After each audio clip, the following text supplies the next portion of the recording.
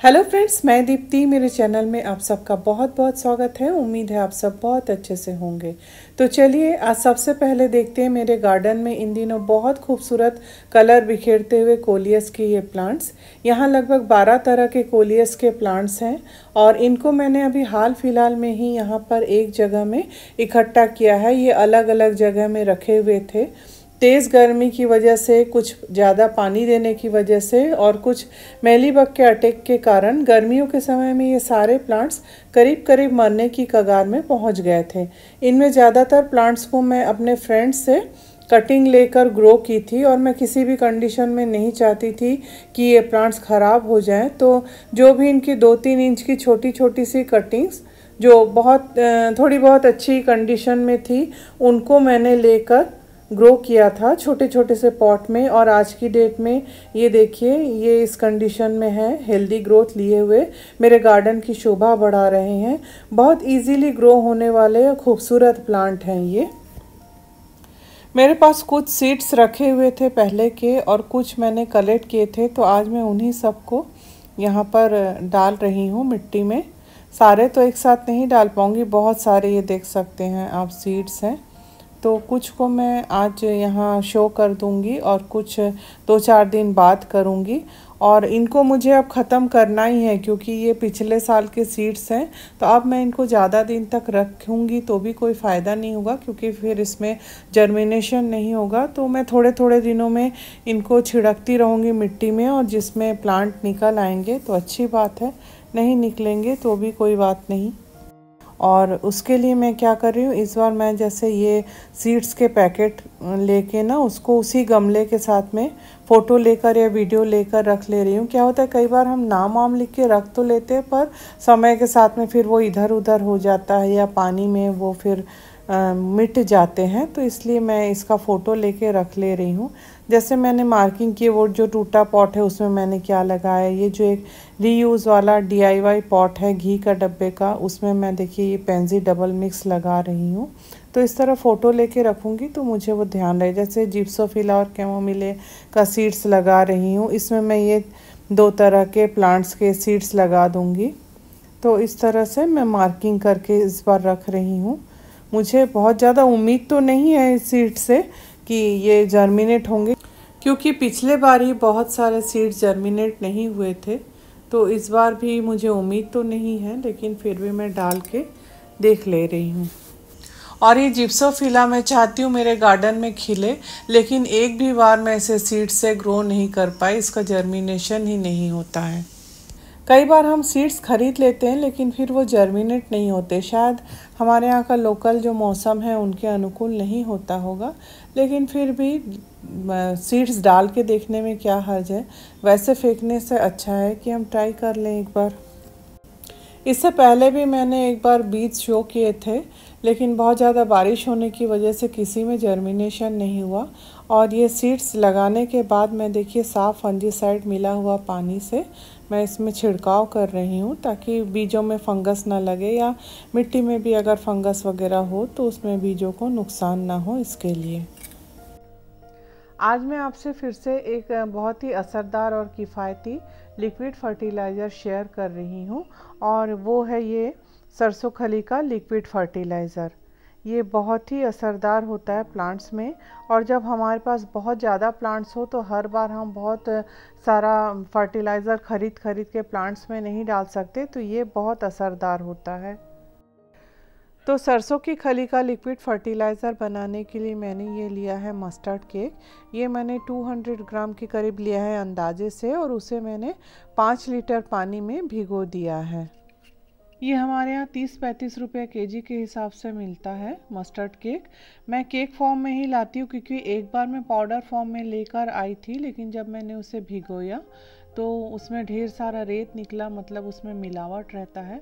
Powder जो सरसों की खली है ना, उसे प्लांट्स में डालना इजी होता है। डायरेक्ट भी हम थोड़ा थोड़ा करके चम्मच के थ्रू डाल सकते हैं, लेकिन ये जो मस्टर्ड केक है इसे हमें लिक्विड फर्टिलाइज़र बनाकर ही डालने से अच्छा होता है। नहीं तो हम इसके जो एक एक टुकड़ा है इसको गमले में छोड़ सकते हैं, फिर वो धीरे धीरे पानी डालते रहेंगे जब हम, तो धीरे धीरे डिज़ोल्व होकर वो भी फर्टिलाइज़र में चेंज हो जाता है। लेकिन इसका लिक्विड फर्टिलाइज़र प्लांट्स में बहुत असरदार होता है। और इसमें मैं मिला रही हूँ चावल और दाल का धुला हुआ जो पानी, ये ऑप्शनल है, ये मेरे पास था इसलिए मैं इसमें डाल रही हूँ। ये डालना बहुत ज़रूरी नहीं है। और करीब 2 दिन रखने के बाद देखिए ये इस तरह से फर्मेंट हो जाता है। इसे 2 दिन से ज़्यादा भी रख सकते हैं, लेकिन मैं 2 दिन के बाद ही इसमें डाल रही हूँ। और इसके लिए मैंने लिया है 10 लीटर की बाल्टी में पूरा भर के पानी लिया, केवल उसमें 1 मग में और मिला पाऊँ उतना ही जगह छोड़ा है। और इसके बाद अच्छी तरह इस फर्टिलाइज़र को, लिक्विड फर्टिलाइज़र को चलाने के बाद मैं उस 10 लीटर बाल्टी में जितना पानी है उसमें मैं केवल इसका 1 मग मैं इसमें मिलाऊंगी। ये देखिए थोड़ा सा और डाल लेती हूँ। और बस इसे इतना पतला करने के बाद मैं इसे हर प्लांट में डाल दूँगी। इसे भी अच्छी तरह से मिला ले रही हूँ मैं यहाँ पर।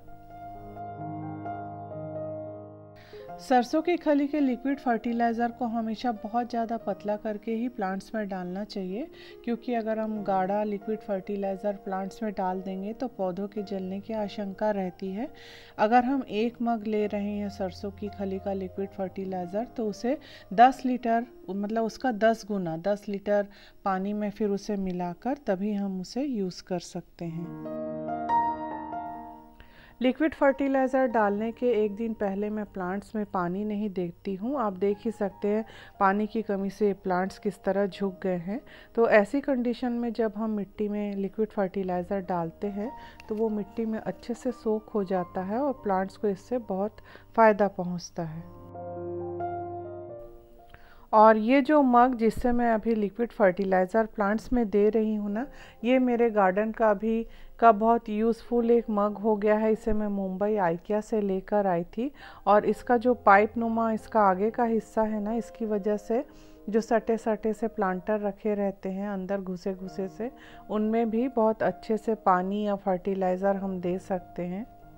सितंबर के महीने में हर प्लांट की मिट्टी में हमें फर्टिलाइज़र ज़रूर ऐड करना चाहिए।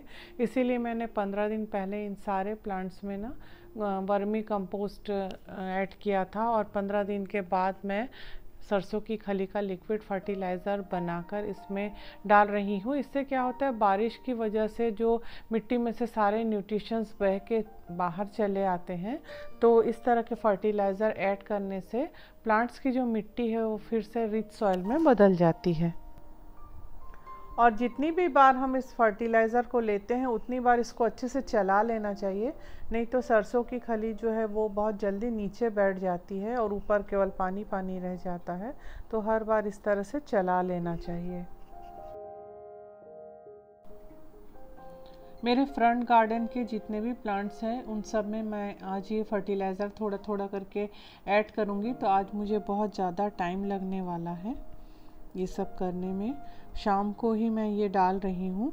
और ये देखिए मिट्टी इसकी इतनी सूखी होनी चाहिए, एकदम से देखिए ये सूखी सी लग रही है, भुरभुरी सी। तो इस कंडीशन में ये जो फर्टिलाइज़र है वो बहुत अच्छे से काम करता है। मिट्टी सूखी होने की वजह से ये जल्दी से फर्टिलाइज़र को सोख कर लेता है, तो उसमें फिर फंगस लगने के चांसेस भी कम हो जाते हैं। नहीं तो मिट्टी अगर गीली हो गमले की और उस पर हम ये फर्टिलाइज़र डालें तो कई बार फंगस हो जाता है।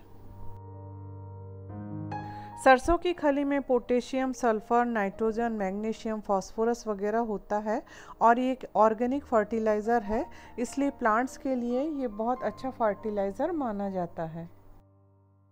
और ये थनबर्जिया में फिर से कलियां बनने लगी हैं। और ये छोटे छोटे से पॉट में लगे हुए कोलियस के प्लांट भी पानी की कमी से झुक गए हैं। इनमें भी मैं थोड़ा थोड़ा सा ये फर्टिलाइज़र ऐड कर दूंगी। कोलियस जो है वो जितनी जल्दी पानी की कमी से झुक जाते हैं और उतनी ही जल्दी जैसे ही हम पानी डालते हैं ना तो एकदम से तरोताज़ा हो जाते हैं। आने वाले 8-10 दिनों में मैं गुलाब की हार्ड प्रूनिंग भी करने वाली हूँ, जो कि मैं हर साल करती हूँ। इसलिए गुलाब की पॉट की मिट्टी में मैं 15 दिन पहले एक बार वर्मी कंपोस्ट और अब ये सरसों की खली की लिक्विड फर्टिलाइज़र ऐड कर रही हूँ, ताकि इन गुलाब के पॉट की मिट्टी न्यूट्रिशन से भरपूर हो जाए और जब मैं इन गुलाब के प्लांट की प्रूनिंग करूँ तो ये प्लांट एक हेल्दी ग्रोथ के लिए तैयार रहें।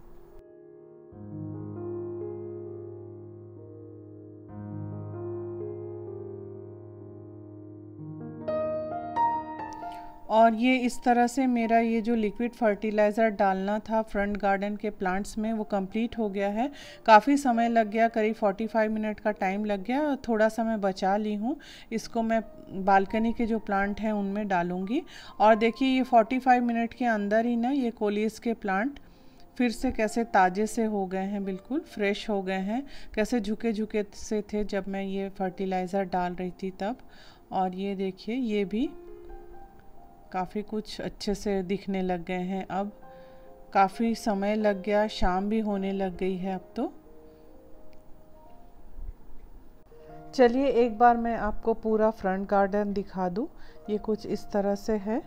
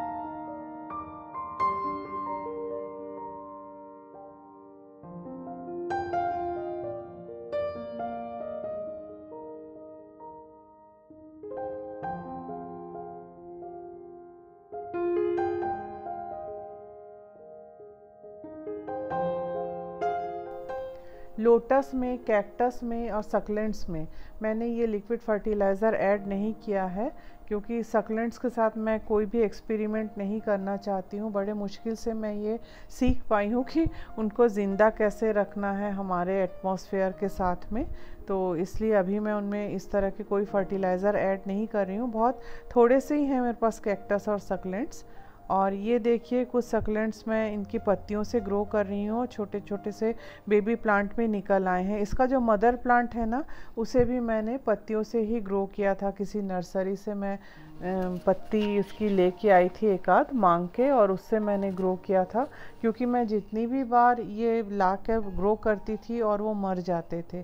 और ये वाला जो क्रिसमस कैक्टस है, इसे मैं मुंबई से लेकर आई थी। इसमें भी अभी नई ग्रोथ देखिए इस तरह से हो रही है, तो देखकर बहुत अच्छा लगता है। तो फ्रेंड्स, आज की वीडियो में मुझे यही सब शेयर करना था। मिलती हूँ अगले वीडियो में, तब तक के लिए आपसे विदा लेती हूँ। Bye bye, take care and happy gardening.